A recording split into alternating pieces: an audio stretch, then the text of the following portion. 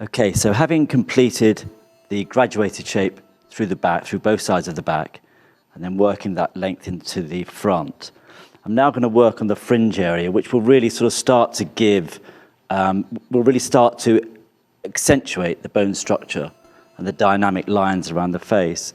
What I tend to do with the fringe is to start in the corner and work from the edge of the forehead into the center. What this will do, it kind of opens up the eye socket and cheekbone area, which will really accentuate Amber's bone structure. So just taking a section around the hairline and really just allowing the hair to sort of lay in its natural fall.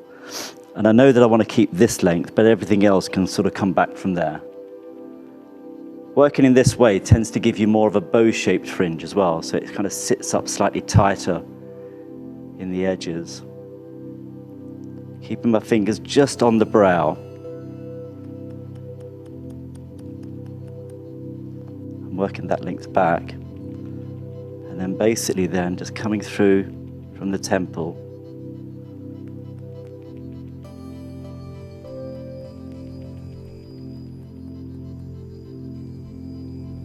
And just coming right back to the hairline, so you have that really nice drop of hair from the sides of the fringe into the length through the side. Now it's just a case of working through with parallel sections and just continuing that line around the forehead.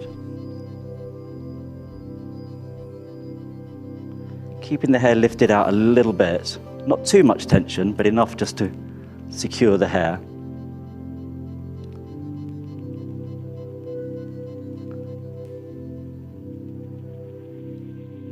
Just allowing the fringe to sit through. Because I'm graduating the line, I'll go back over it afterwards and just strengthen it up a little bit.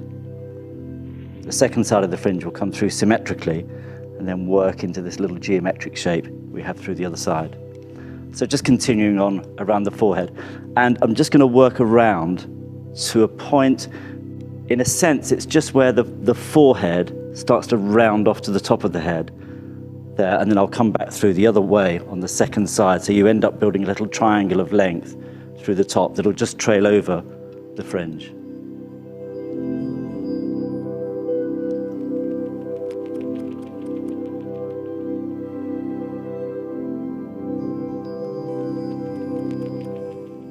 So really working right back to the hairline to get a nice clear area through here. And that's where, you know, the shape that I want to create is one thing, the technique that I want to use to achieve it.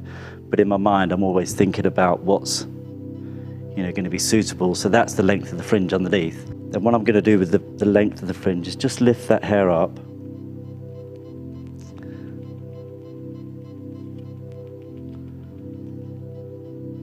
And just very gently round the top of the corner.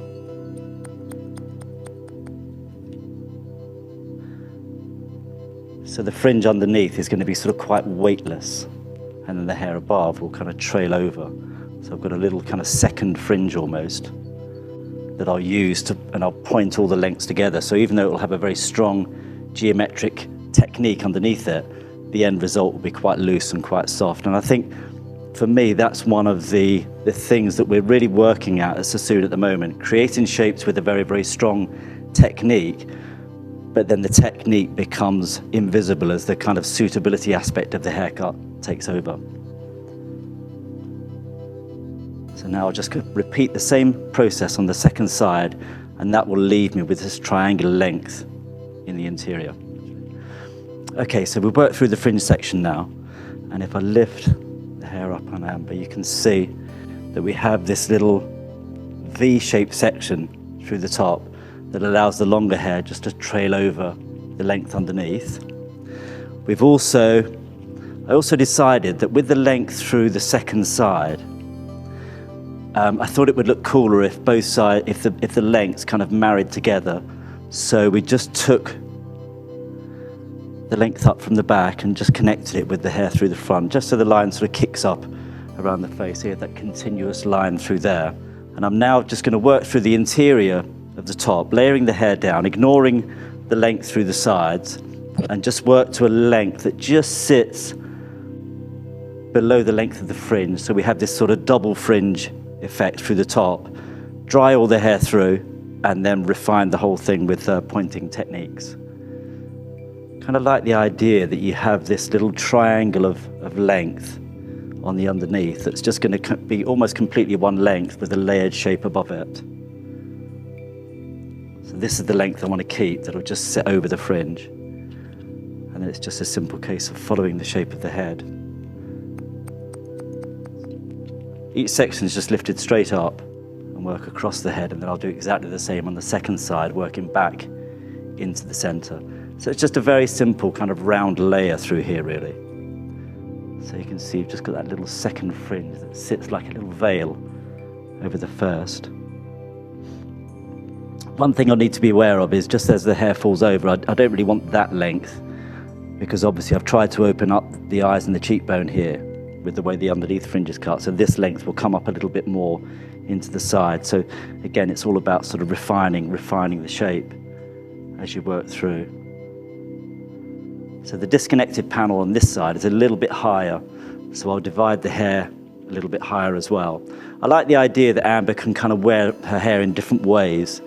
So, you know, she may sort of wear it very, very smooth and comb to one side, which I think would look quite cool as well. When you're designing a haircut for somebody, I always think it's best to think of the look first. You know, the technique really then becomes secondary to achieve the look. I think when people are starting out, they very much think in technique. And I think when you start to progress and develop your own style, it's really crucial that you have a kind of image in your mind, both to convey to the client, whoever you're working on, to give them a sort of an idea of what you're thinking.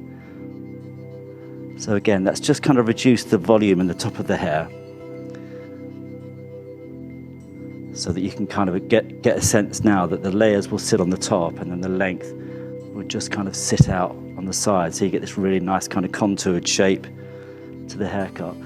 I now need to dry the hair through, and the products I'll be using are really designed to refine the outside of the hair, refine the cuticle, so we get this really, really glossy kind of finish without destroying the hair's natural volume and natural texture.